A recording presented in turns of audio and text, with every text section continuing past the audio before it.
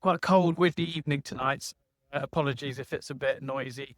And I cold them out again with the dog, Tappy.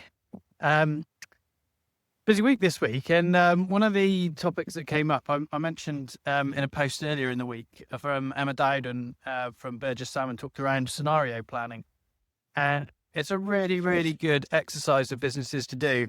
They're obviously a legal firm, and they looked at different scenarios that could impact their business. And it just shows the importance of leadership really grasping and understanding what's happening with AI. Obviously, I talk a lot about the maturity steps. That means understanding where you can identify use cases, what that means for your teams, for your resources, where you should be making investments. And of course, it does touch on the technology side of things as well. But all of that's kind of relatively short term. That's now. That's things you can do now. Where can you put in agents? Where can you put in automation? But this really looked at a much bigger picture of what's the future for the business. And I think you should look at that from your own business perspective and your own industry perspective.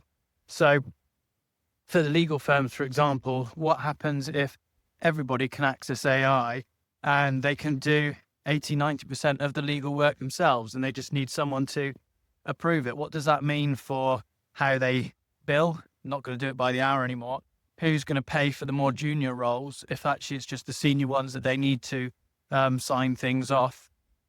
And there's many different scenarios, and Emma touched on some of those. But I think it's a really useful exercise to do for your own business and your own industry and understand what are those bigger trends that we're seeing.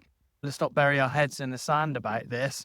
AI is coming fast and it's going to transform society, not just how you're doing your job day to day, but actually how your customers interact, what they expect from you, how your business is going to run, what the demand for your services is going to look like. Really useful exercise to take that as a leadership team and not to catastrophize, but to really think around the decisions that you're making, both short term and long term. So definitely something to sit down with your leadership team and work through.